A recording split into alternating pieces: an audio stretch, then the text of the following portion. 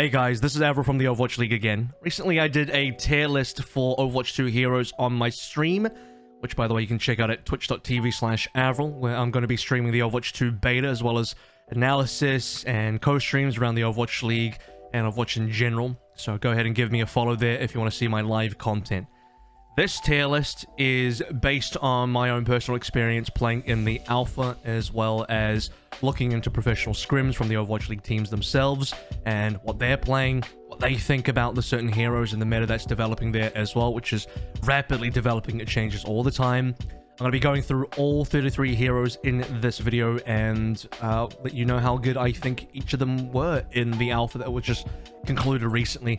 I'll also be adding timestamps into the description if you want to find your specific hero and my comments on them.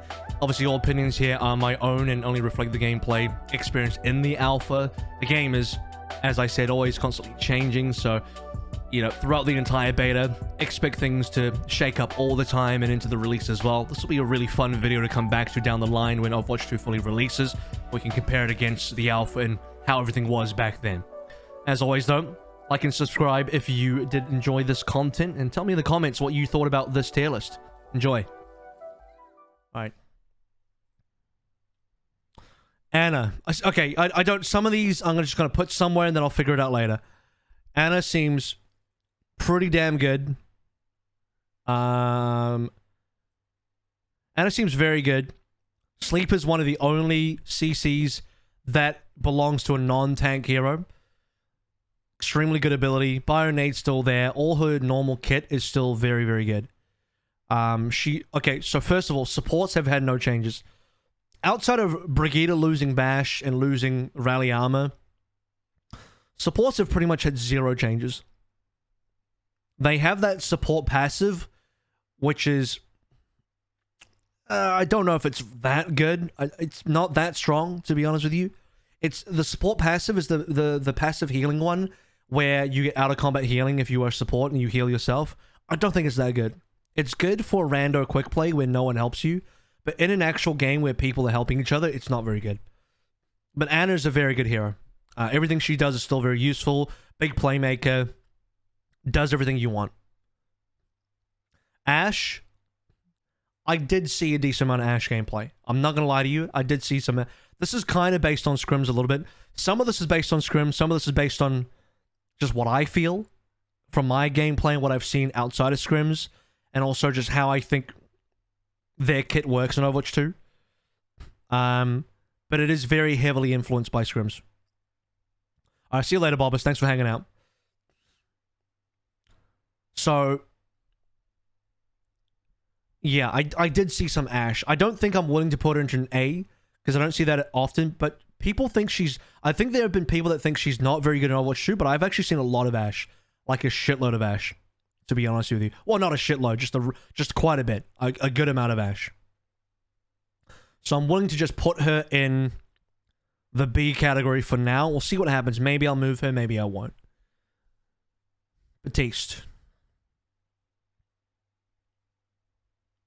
Kind of want to be an A, just because of how prevalent he is with brawl comps again, as you can imagine. All of his abilities are still very good. Big playmaking hero. Same as Overwatch 1. Pretty much what you'd expect. Great utility for Overwatch 2. Nothing changed. Nothing changed. Everything good about him in Overwatch 1 is still good in Overwatch 2. And he does get played in the meta because of brawl. Bastion. Probably would have been an A before the nerf, but after the nerf, probably more of a B hero. I can still see Bastion kind of dominating in certain positions. He's really good for poke. Every time he presses shift, you have to respect it. His shift turret change is very powerful still. Yeah, his ultimate is interesting. I don't know if his ultimate's that good, but it is interesting. It seems like it's good for denying area, if anything else, but not my favorite ultimate. Not that useful. Was the Bastion Frogger's clip pre-nerf or post? I don't know. I couldn't tell. The nerf is based on the cooldown and the duration of the shift, and I wasn't particularly paying attention to that. That was where the nerf was mainly targeted. Didn't really see too much of him in pro play. less gameplay than Ashe. I saw him less than I saw Ashe, but I do want to note that he has some good things to play with. He's reasonable. Brig. B for Brig. Some of you might be thinking, why isn't Brig in more like C and D? She doesn't have Bash. Riley doesn't give armor anymore. It's because she's still one of the only good long-range healers, and she still actually does get played in dive. Brig Zen is still a composition that you do play in dive. I'm not saying Brig is dead, but she's weaker, but still a very reliable long-range healer. Inspire is still good. I mean, Inspire is still good. Don't get me wrong. When you pop Inspire plus Armor Pack plus, or like, whatever her cookie is, plus the Rally, and all three at the same time, her healing is still wildly strong. So all of that part of her kit has been retained and is very good. Cassidy, kind of tempted to put him into A. I've definitely seen more of his gameplay in scrims than I have of Ashe's. I think it's partially because he pairs well into brawl compositions. His new flashbang is now the magnetic grenade, and it does attach onto players for extra damage. He can burst down players pretty quickly with a new magnetic grenade plus a left click.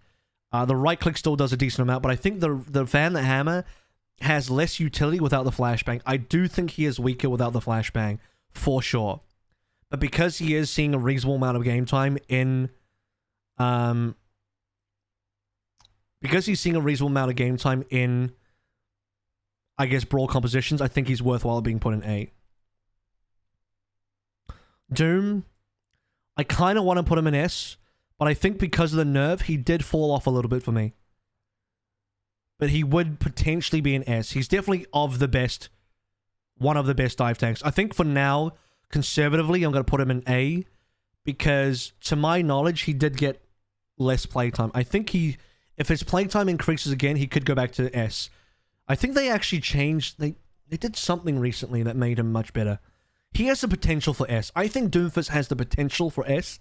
He's the one hero in A that I think I should probably put in S, but I'm going to be conservative for now. For now, I'm going to be conservative.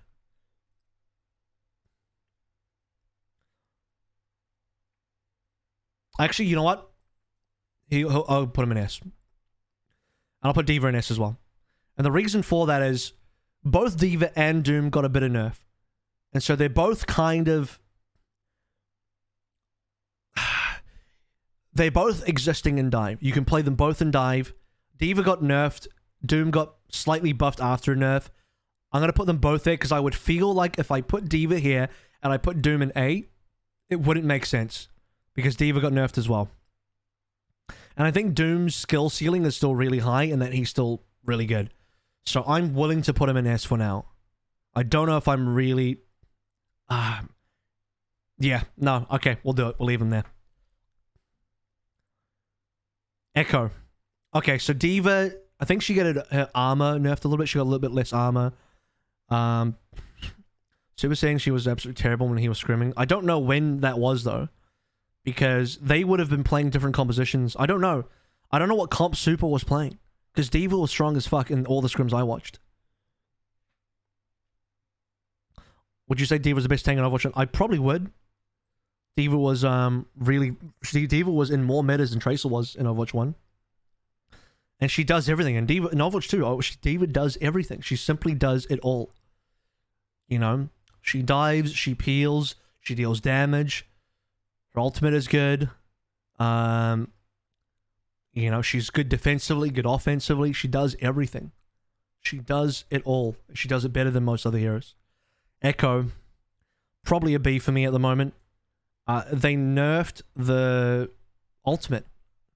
So Duplicate now only copies 300 HP from a tank. Because the problem was, if you copy a tank, you would... Tanks are really powerful now. So they couldn't allow the Duplicate just to copy the full tank. So they had to limit how much of the tank they could copy. So now she can only copy up to a maximum of 300 HP.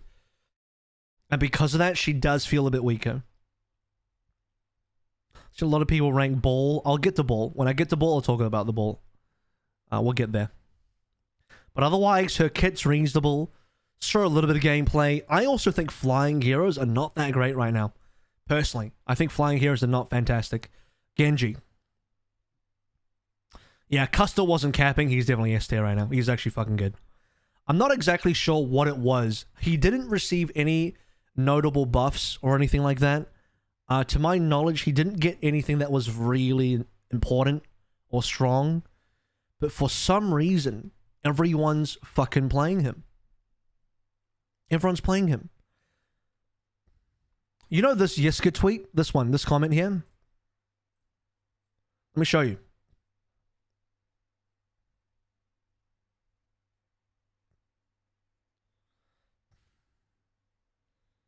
Where is it? You know that comment from the latest Tactical Crouch podcast? Check it out if you haven't. Well, not the latest, second to last. We've done a lot of episodes recently. And it's something like... I want to find it and show it to you because it's more worthwhile if I do that. The fuck is it? Here he is. You guys know this? Everyone is copying Dallas again. Dallas is just playing to their strength, and everyone is playing Dallas style, but worse. What's up, Orion Slayer? Yeah, he's talking about Genji. He's talking about fucking Genji. This is what people are copying. This guy. Genji's really good. Genji is really good. I don't know why he's good. I think he's just like a good dive hero. One less tank, no Brig stun, you know, less things that can just shit on him and shut him down. Sombra hack is strong, but it only hacks him for 1 second. Less targets to try and cleave through with the blade. You have one less tank to fuck around with you. The less CC is huge. One less, like a lot less CC means Genji is a lot better as a hero. So, yeah, Genji good and Genji equals good. Hanzo, I'm gonna put in B still. I didn't see that much Hanzo. I'm tempted to put him in A. Should I put him in A? I don't know. I do not remember seeing that much Hanzo. I think he just doesn't have the general appeal of... We don't have a lot of long-range metas. Let me put it this way. We don't have a lot of long-range metas right now that I can tell. We have more of a medium-range dive-ish or brawl meta. Here's the thing with both dive and brawl, is they're both close-range metas if you think about it.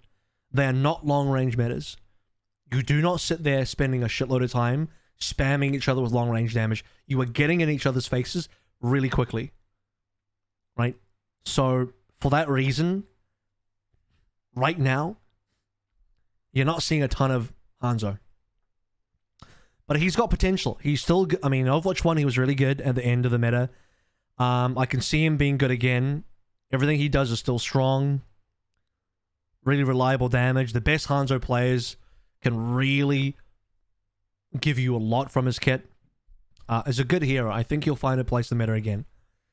Junkrat, just don't even talk about it. Let's just forget about it. No. There's no point. There's really no point.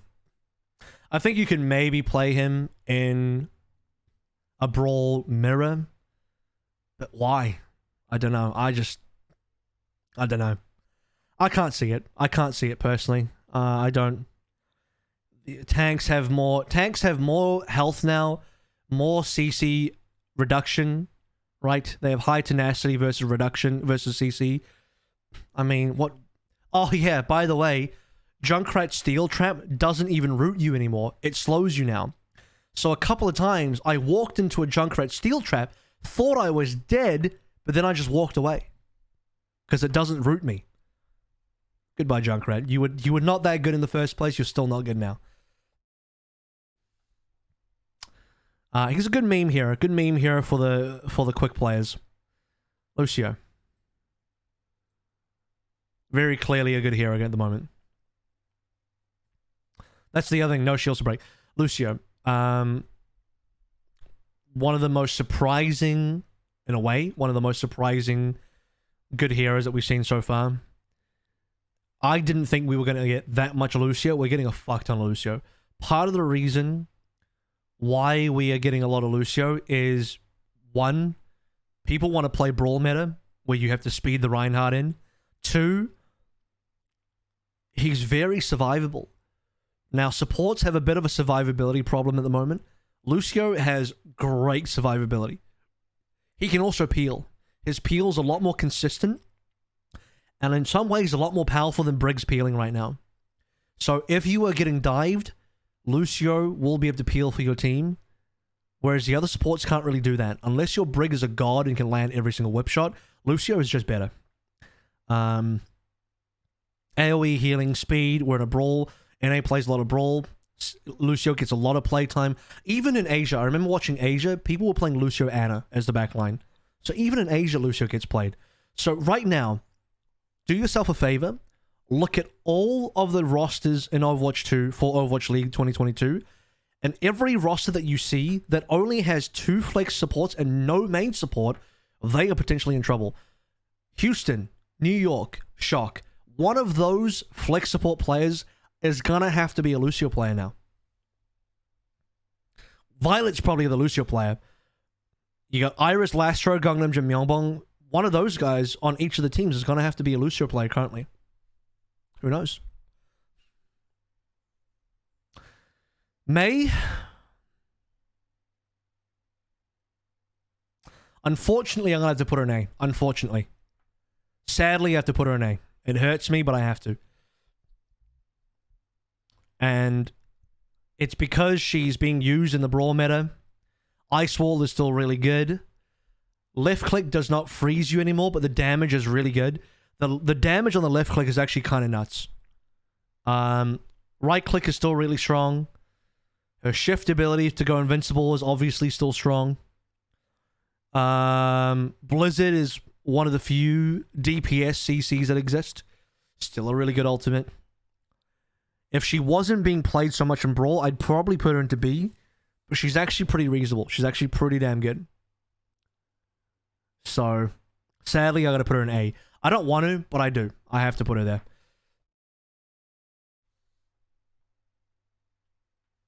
Mercy. This one's a little bit... This one is a little bit controversial. I should probably put her in B, but I actually want to put her in C instead. And I think the reason for that is I don't think flying heroes are good right now. And I don't think Mercy's good right now. Here are a couple reasons for that. One is when you have a Mercy, you lose a player on your team in terms of their output. You have 4 players instead of 5 now, right? In 6v6, you can afford to have 1 less player and your other 5 players can do their thing. In 5v5, you just have 4 players now. You have 1 player that just like pockets and 4 players that do the thing. So if you have a Mercy on your team, you need your other 4 players to be doing a lot of things. Your other 4 players have to be fucking good. So this position for Mercy is actually more influenced by where I think she is in the overall game more than the meta. Because I think in the pro meta, she'd probably deserve to be a B in the pro meta. Because she's, you can still pocket heal an Ashe if you player. You can still pocket, let's say, a Soldier, even though Soldier's flanking a lot. You can still pocket an Echo and Pharah. But I don't know. I think in a 5v5 game, when you have 1 player that's just tethered onto another person, and they're not contributing a lot except for just buffing 1 guy, it's not helping. It's not really helping your team, I think, in my opinion. We're also just not in a big Pharah Echo kind of meta. I don't know. Because here's the other problem. Think about this. When you have... well, you know what? We'll move Pharah up so we can talk about this. When you have a meta, when you have a sort of situation in the game right now, I'm going to put Pharah in C as well. If you have a Pharah and a Mercy in the sky, there's only 3 players on the ground. So in old Overwatch, Overwatch 1, you'd have Pharah and a Mercy in the sky, you'd have 4 players on the ground as your core. Now you've only got 3. So you're just losing players on the actual core of the team. right? You have less and less players as a core, and you have 2 players in the sky, they're just fucking around. Like, maybe on a god tier Pharah, you can do a lot there, but I feel like your ground team is a lot more prone to not being useful when there's only 3 people there instead of 4. And only 1 tank as well. In a way, Pharah is better because she only has to deal with 1 tank and not 2. But now that D.Va has got more HP, D.Va has a far more effective way of just flying into the Pharah. I don't know, like, the cost of having pharmacy on your team is really high, I feel. Pharah herself isn't bad. Well, she still needs to get pocketed is the problem. You can't play Pharah on its own. You have to play Pharah with a Mercy. So it forces you to play Pharah and Mercy together. And it forces your team to only run as a 3-man unit. Now, there's only 1 tank to deal with the Pharah, but there's also just nothing on the ground. Your own team also suffers. So, yeah, I mean, what did Jaws and Thing say about this? I mean, I agree. There's just not that much pharmacy. I think it's actually pretty costly to have pharmacy. I'm gonna move Moira into...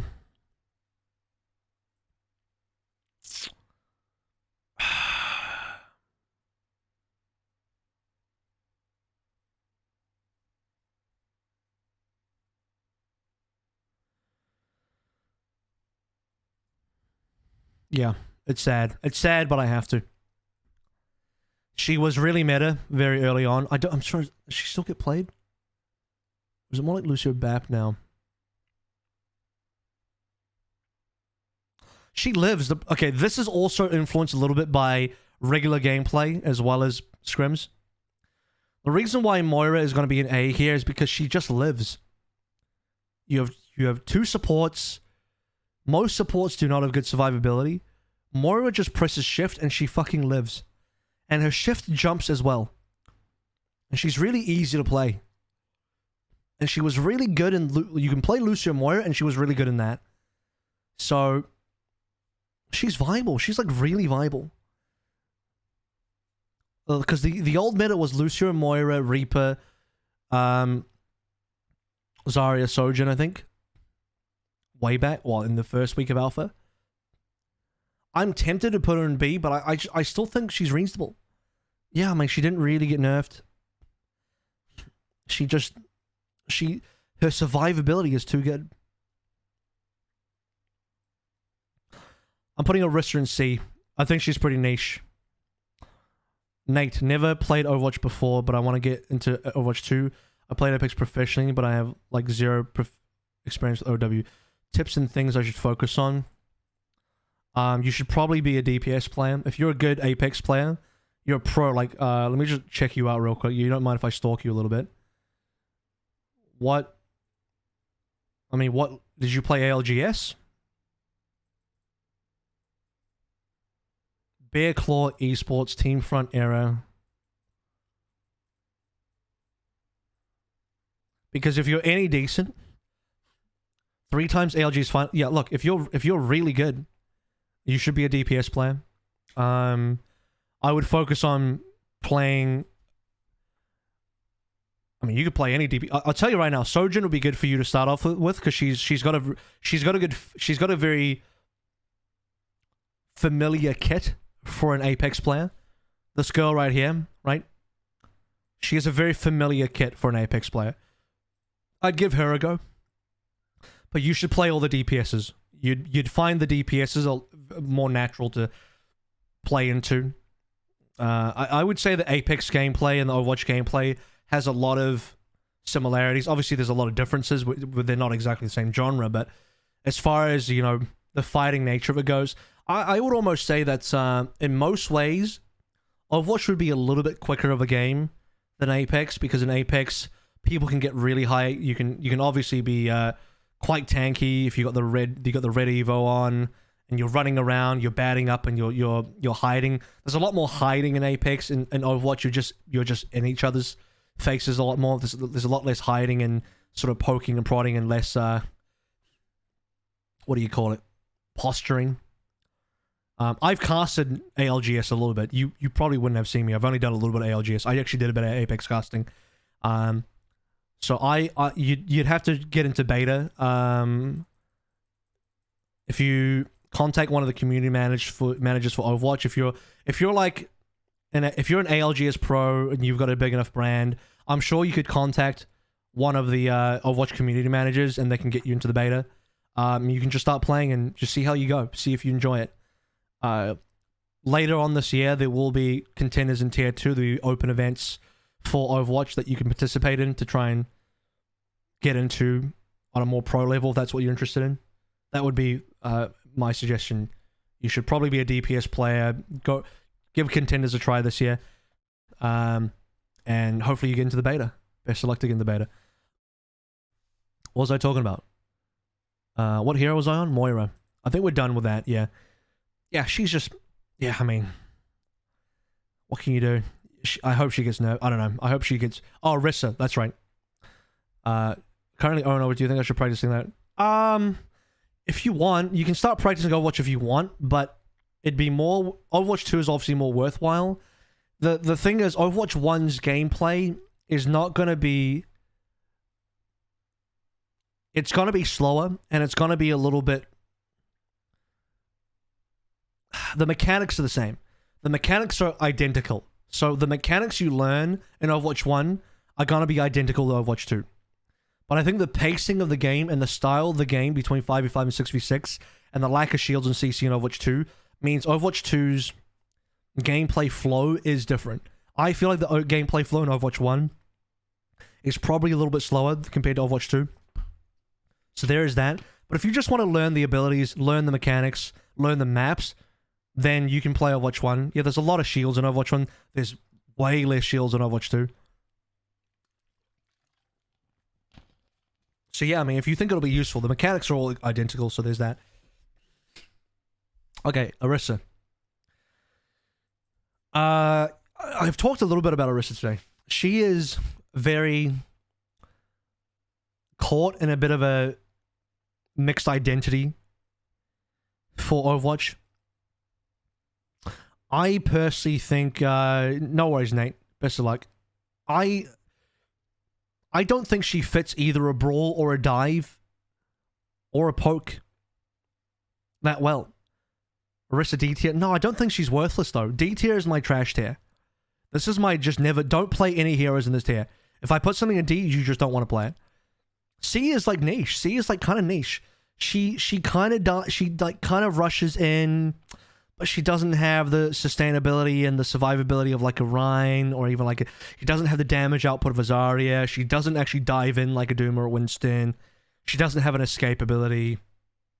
She doesn't have a shield, so she can't poke like Sigma. Do you know what I mean? Sigma's ultimate's way more reliable. Orisa's ultimate, I don't think her ultimate is that good. Can I be honest? I think Orisa's ultimate is not great.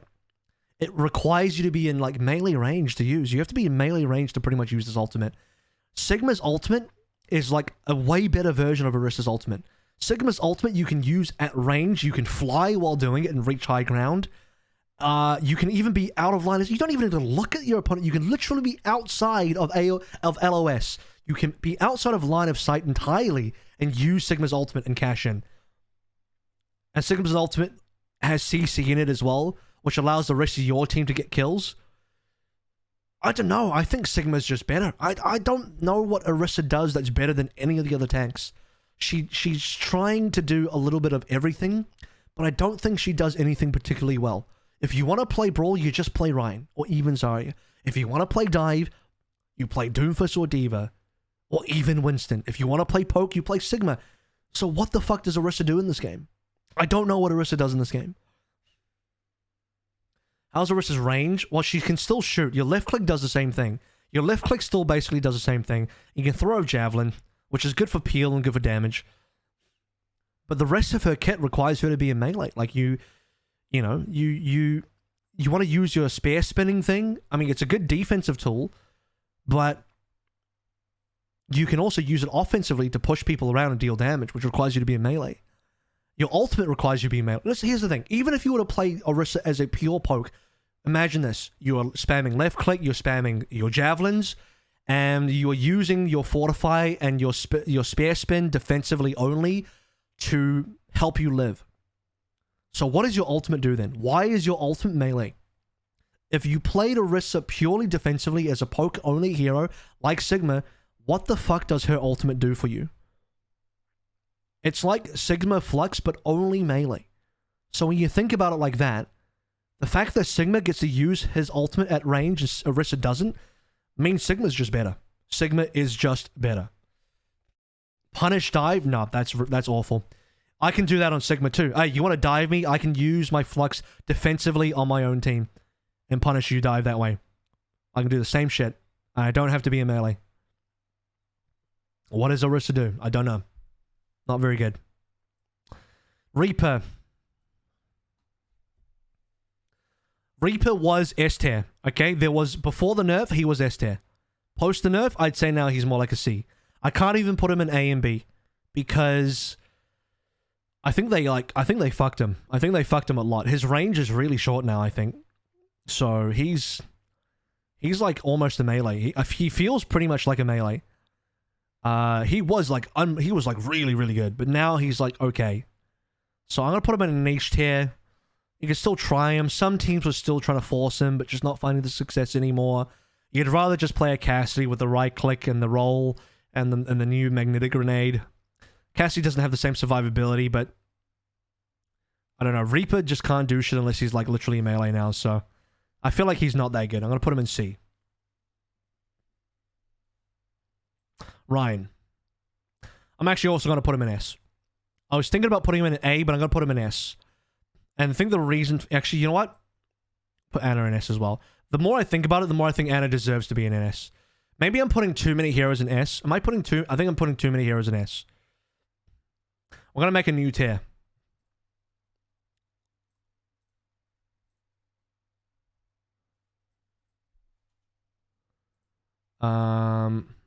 Let's move this guy down.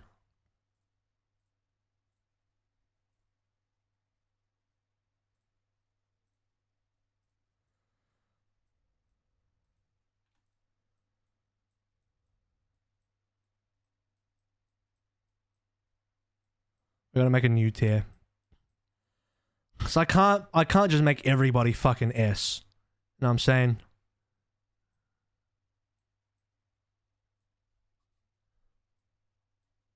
There we go. That feels better. I think that looks and feels better. This is probably a little bit more accurate. He did get phased out, but then the armor buff made him fucking good. The 30% damage reduction on armor made Ryan so good. And now he is the preeminent like brawl tank. He's the brawl tank now. He's a brawl tank. He does shit good. His shield did get nerfed to 1200 instead of 16, so he does have less shield. The charge cancel is actually really huge.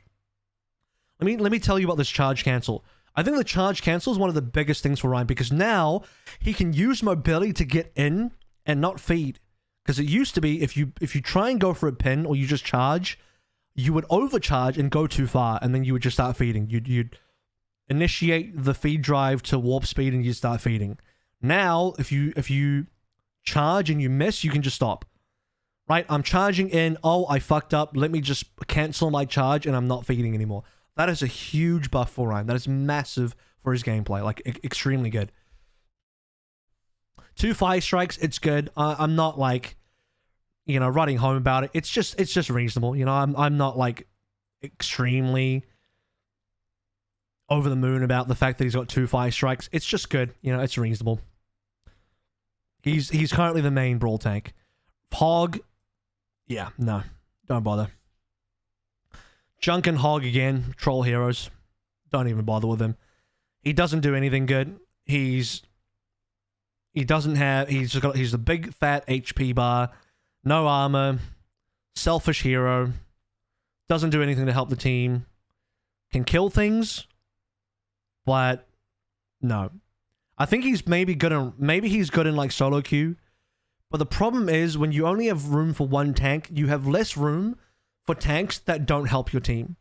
At least in Overwatch 1, you would play like one main tank and then a flanking Roadhog that just does his own thing, but at least you would have one tank, right? Now, you only have one tank, and if your one tank is a Roadhog, he really just doesn't do a lot for your team.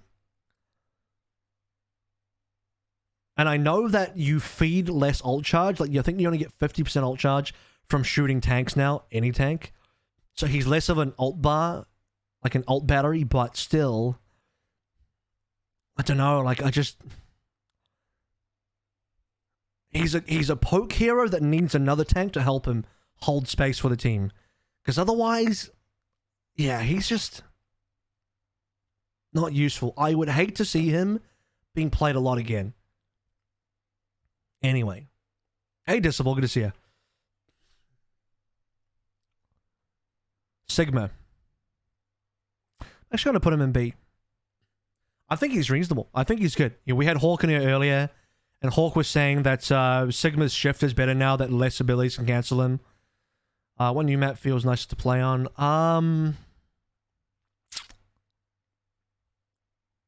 Midtown, New York. The New York map is pretty, I think, good, in my opinion. Well balanced. Good features. Good amount of distance, not too long. Doesn't have crazy choke points, so things feel, you know, possible for a lot of different kind of comps. Monte Carlo, no, because Monte Carlo has, I don't like the whole uphill thing. The whole uphill thing on Monte Carlo is not good. I don't like that. I think it's kind of weird. It creates some weird gameplay, in my opinion. Also, the C point of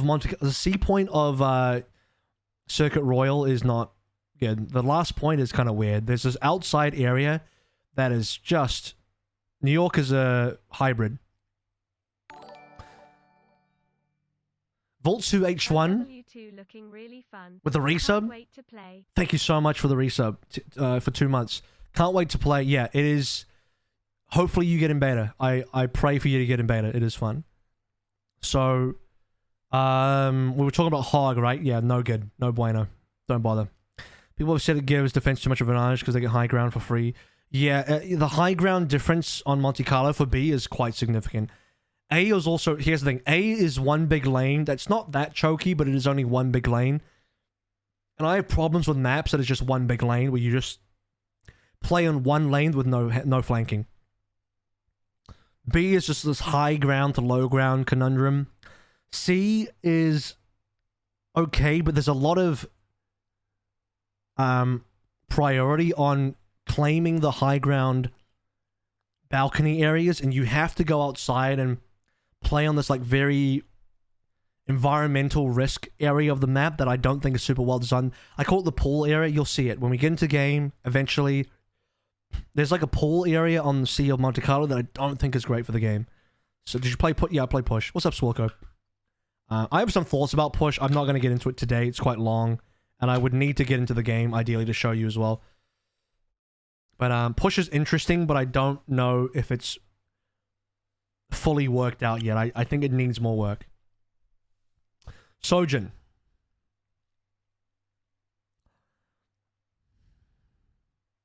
This one's hard.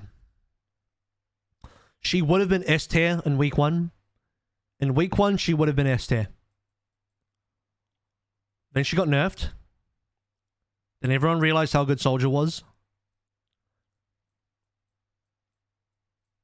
Would I put her in A tier, though? She's not getting that much game time. She's not getting anywhere near this amount of game time.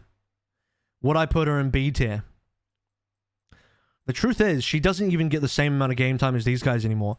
I don't think she's worthy of C, because I think she's better than these heroes. And I think she would get more game time than these heroes. So it makes the most amount of sense for me to put her in B. But I think she would be one of the weaker ones in B. She's halfway between a B and a C for me. Now, a couple of caveats is, one, I think she's really fun. I think she's very high skill ceiling. And I think she probably would dominate pubs in the hands of a good player. But she's not prevalent in the meta right now because of a couple of reasons. She's not fitting into any of the archetypes that well. I don't think she's a great dive hero. I think the biggest problem is that Soldier is just too good. I think that's the biggest problem. Everyone thought Sojourn would replace Soldier, and it ended up being that Soldier replaced Sojourn instead. So the opposite happened. And because Soldier is so good, Sojourn ended up being pushed out.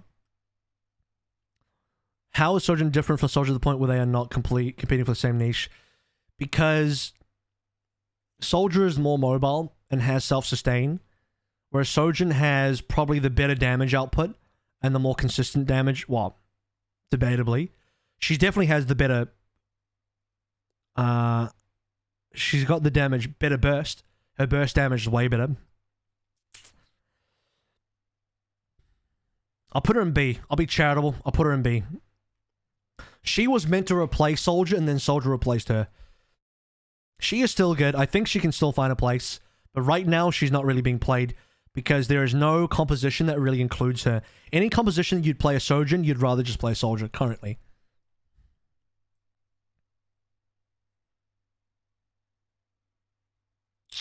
I am tempted to put Sombra in A. But I also think she's still niche. So I'm going to put her in B. Here's the thing about Sombra right now. In the hands of someone like Lip, I think Sombra could be an A. Because somebody like Lip will push Sombra to her absolute limits and make her look fucking insufferable to deal with. But for everyone else, Sombra's just an okay hero. They actually nerfed her a little bit. They nerfed her a little bit more in the alpha. So I think her stealth hacking is a little bit worse now than it was before. It takes just a slight amount longer. I don't think her EMP is good. Can I be real? I don't think EMP is good. There have been so many situations where I watch fights, and the EMP simply does nothing. The EMP just... The other team just doesn't give a shit. The other team eats the EMP and they just keep fucking fighting. They just keep doing their thing. They simply keep doing their thing. The EMP almost makes no damn difference. Now, it should make a difference. It does a bunch of damage. I think it's good for her. I think it's better to go for like small amounts of people in an EMP and just go for frag than like some huge team EMP.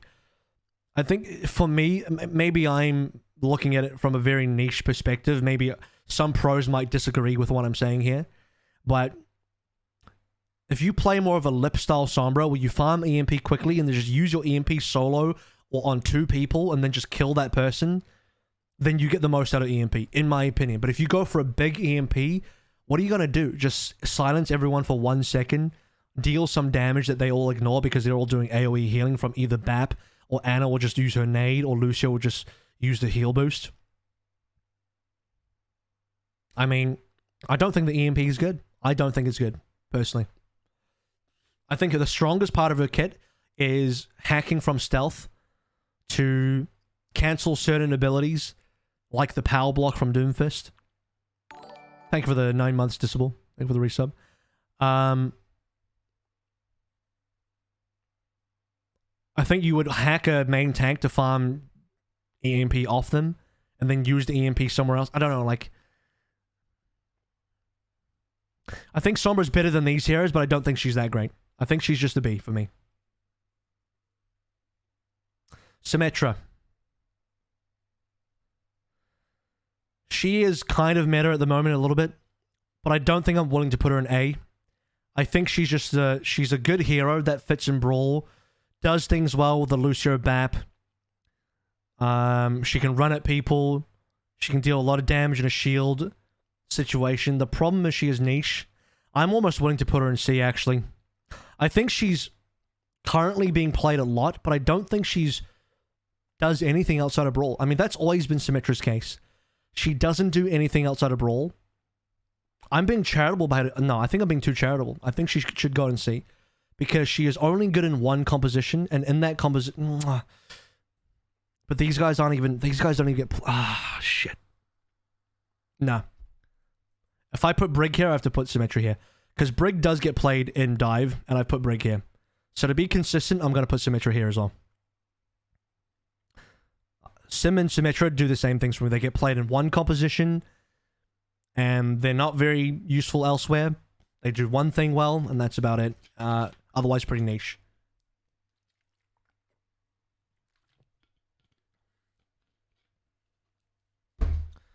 Torb.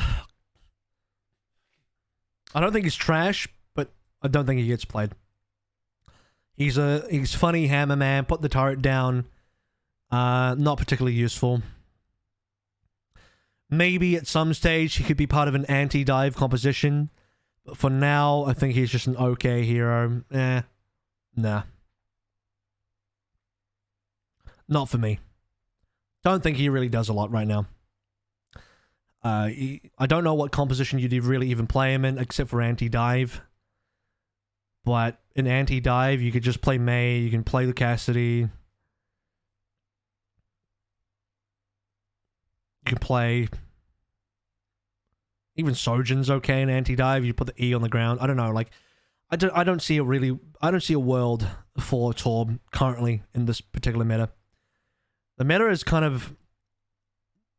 in flux. You have a brawl with Ryan and Lucio, and then you have kind of dive with either Doomfist or Diva.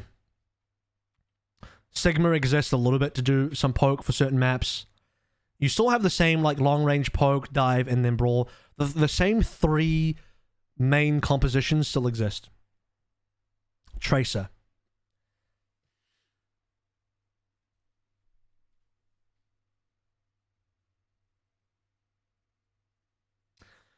This one's hard. I should probably put her in B. But I think she's still A. Because here's the thing about Tracer. She had her damage nerfed. Soldier gets played a lot more than Tracer now. Sometimes Soldier replaces Tracer in the same composition. Right now. But I don't think she's bad. I think she's still a really good hero. I think she still does a lot of damage. Because here's the thing. Before the nerf, she would be here. Before Tracer got the damage nerf, she would have been an easy S tier for me. I can't drop her down 2 ranks from one nerf. Because the one nerf is... It's kind of... It's impactful, but I don't think it's breaking. I don't think it breaks her. I don't think it makes her unplayable or bad. I think it just makes her more balanced. And you'd have... Because here's the thing. The best players in the world on Tracer, of which there are many elite tier Tracers, well, there are a lot, and there's also not a lot. There's a lot in the context of Overwatch League. They can still push Tracer to the level where Tracer looks fucking good. So I'm still gonna put her in A, because I think she's got value.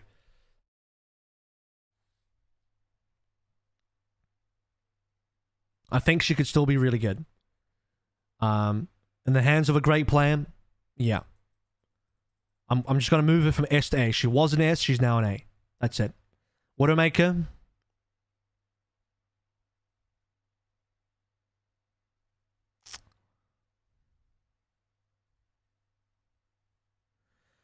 I am actually going to put her in B.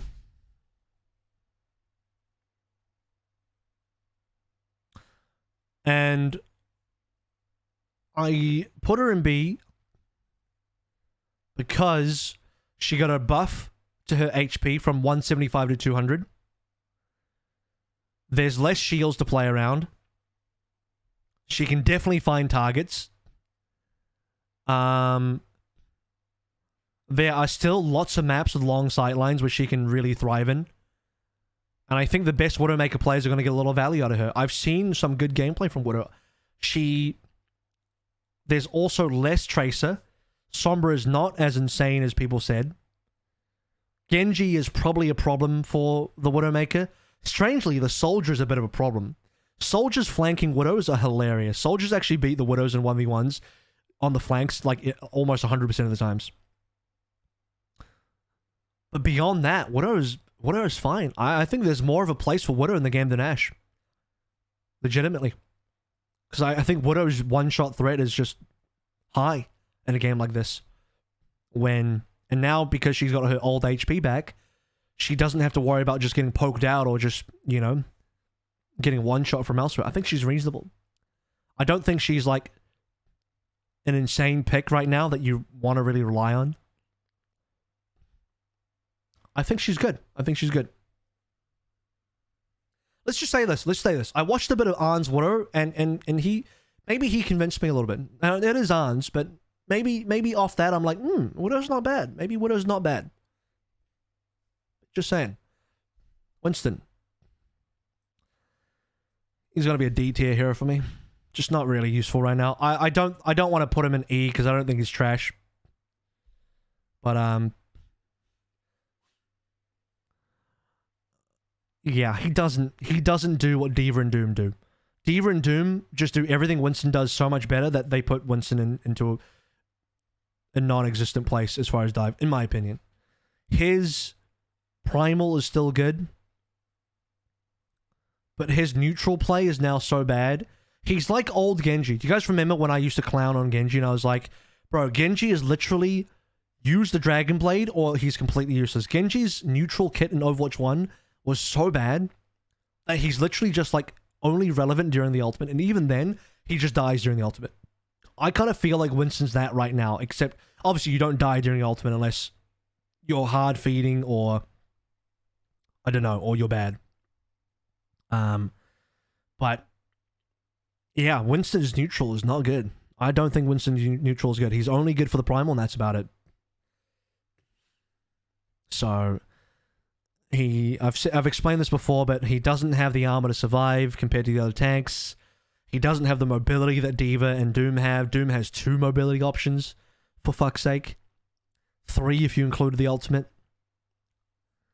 They mitigate more damage. Ryan mitigates more damage. Sigma mitigates more damage. Winston pops down a bubble and just has to try and live and get the cooldown back and jump away. He doesn't have the damage to actually jump in and assassinate players. He's got one really good combo, like Hawk said, but you have to literally land everything. Doom can do a lot more jumping into your face as a damage threat than Winston can. So, no, I don't think Winston's in a good place. Yeah, I can put this on YouTube for you, Morphine. Ball. Probably also D for me. Yeah, Gaga told me he did not enjoy Ball right now. I think Ball has the same problems. Ball has very similar problems to Winston compared to Doom and D.Va, but even further than that, Ball is a very solo hero, kind of like Roadhog in a way, if you play him as a stupid flanker. Ball wants to operate on his own. He doesn't want to be with the team. Ball wants to roll away, use health packs, set up for flanks, set up for big slams. He doesn't want to play with the team. And when you have only one tank, and your one tank is a solo tank that is not with your team and doing other things, you just don't have tank. You simply have 0 tanks on your team. In 6v6, Ball makes sense, because when Ball's off doing Ball things, your other tank is still tanking for your team. You still have a tank. Now in 5v5, you just have no tank. So he's really awkward to play with, I think. And even then, if you want to dive with Ball, just play Doom or D.Va. They just do the dive better than Ball right now, in all regards.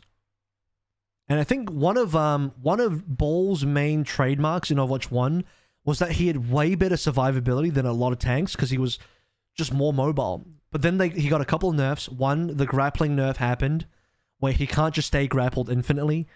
That's not, like, egregiously bad. That doesn't kill the hero, but it does make him slightly less attractive. And then when you look at Overwatch 2 tanks, everybody's tanking now. These guys have really great mobility. You know, short boosters, 2 to 3 mobility options here on Doom. Power block, Matrix is still insane. Shield, charge that you can cancel. I don't think that Ball's mobility / survivability is outpacing other tanks by a huge amount anymore, to the point where he outclasses everyone. And yeah, I don't know. It's maybe we just need a different meta. I'm not too sure. I'm not too sure what it is. You would think Ball would be better because there's no Sombra. Well, there's not no Sombra, but Sombra doesn't hack you out of Ball. Well, it does hack you out of Ball form, but it's only a hack for 1 second, right? You only get silence for 1 second. So you think that make Ball better, but no, I don't know. He's not in a good place. Find it interesting because wasn't Ball quite often used as solo tank before 222? No, because you still had an off tank. You still had one other tank. Who's playing Doom on Fuel? Oh, wouldn't you like to know? Wouldn't you like to know? Zarya. She did get nerfed. I am tempted to put her into B, but I don't think she deserves to be in B because I still think she's a better hero. I'm going to put her in this. I'm going to use the same logic I used for Tracer. She was an S. Zarya in week 1 was an S, but now she's just gone from S to an A, I think, for me. I still think Zarya is good. I still think Zarya is good. She's not getting as much playtime as before because the shield changes. Sorry, the armor changes made Ryan really good. And Zarya has no armor. She's got 2 bubbles, a lot of shield, no armor. Grav is still good. You can farm your energy really fast. I still see situations where Zarya is good and be played. I think at a pro level, most teams would probably prefer to play Ryan now. But I don't think that's because Zarya is really bad. I think that's just because Ryan is really good in that sort of meta. But I think at a pub level, at a non-ranked, at a non-Overwatch League level, Zarya is fucking great. She's still really good. The difference between why Winston and Ball is, I think they're actually bad. The difference is, right, Zarya compared to Ryan, Ryan's better, but Zarya is still good. Winston and Ball compared to D.Va and Doom, D.Va and Doom are better, but also Winston and Ball are just not good. That's the difference. Zarya is actually good, these 2 heroes are not good. A lot of damage, Grav is good, 2 bubbles, excellent. A lot of uptime on the bubbles, you always have a bubble available, I feel. You almost never run out of bubbles. It's actually really hard to play Tracer into a hero like Zarya because it always feels like she's got at least 1 bubble, if not 2. Okay, Zenyatta. I'm going to put him in the C tier, next to Brig. Because I think Brig and Zen played together. Okay, let me put it this way. If Brig and Zen got played together, they'd be here. As a duo. As a duo, they'd be here together. But individually, I have them both in C. Because Zen just doesn't have any survivability. He just fucking dies. Right? You jump on a Zen, he's just melted. He's fucked. No CC, no sleep dart, no Bionator to help himself. Damage is good, but you're like a slow damage that doesn't have the passive movement speed buff. I think in Dive, he gets played for the Harmony Discord combo in the Brig with the long range healing. So again, Brig Zen does get played, but beyond that, Zen just gets feasted on. Zen is like the easiest hero to kill. Our poke comp's dead. I really only hear people talking about Brawl and Dive. Not dead, but very map dependent. You can only play poke on, I think, very specific maps with good sightlines. Zen and armor instead of health. That's what I think. I think they should give Zen armor instead of health. Yeah, I just don't. I think together they're at least in a B, but individually is, and the thing is, I have to rate them individually. In a way, I don't think Zen is in a good place. I think he's just a very fragile hero. But the problem is, you can't just give him more HP. If you make him too tanky, then he's also too survivable. So it's really weird. He is hard to balance. He is hard to balance. How about this? I think if you made Zen do less damage, but you made him a little bit harder to kill, he'd be a better hero. Maybe. I think if you made him just have less DPS, But more survivability, Zen would be a more balanced hero. Alright, final. You already know what I was going to do here. Soldier is S tier. In fact, what I should really do is put him in a tier even above Genji and Lucio. Because he's unreal. He's in an unreal tier currently. He's in a unbelievable tier currently. But I don't want to make this into like a really weird tier list, so we're not going to do that. What am I doing? We're not going to do that. But he probably should be in his own tier. He's that good. He's that fucking good. I'll explain again why he's good. So, as you all know, all the DPS got a 10% movement speed buff as a passive now. Now, Soldier already has a sprint. The sprint and the passive buff stack. So now your sprint is also fucking faster. Just because. So this guy can now really run. If you thought he could run before, no, he really runs now. He really runs now. God damn, this guy's getting a gold medal for the 100-meter sprint. Swear to God. His ability to flank is really, really good. Because of his ability to run fast, he flanks and gets into position for flanks so quickly. Like, quicker than Tracer. Because Tracer has to blink 3 times and use cooldowns. Sprint has no cooldown. You just literally hold down shift and you get to your flanking position. Boom, like that. Long range damage, super reliable. Less shields in the game, no mitigation. Only 1 tank to stop your damage. So you're on a flank, you get behind the Ryan, you start shooting him, there's only 1 tank there. In Overwatch 1, 2 tanks, one of the tanks would come and deal with you. If you were playing Ryan and D.Va or D.Va and anything, and you were a soldier flanking, the D.Va would fly at you and prevent you from doing your job. Now, there's only 1 tank. If the 1 tank of the other team is a D.Va, they can choose to fly at you, but if they do that, they are not working with their team anymore. They are now running at you. Right? So it's very expensive for the other team to deal with you as a solo flanker with their tank. They have to kind of do that with their DPS. And Soldier does well in 1v1s. I think he does super well in 1v1s. Healing Pad is great. Helix Rocket is great in 1v1 situations. He can also run. He can also just fucking run. Like, if you want to deal with a Soldier and he's on a flank, good luck chasing him. Good luck catching him. He's really fast. How do you catch this guy? He can out sprint like everybody. This entire roster, no one can catch him. Maybe a ball could at a limited pace.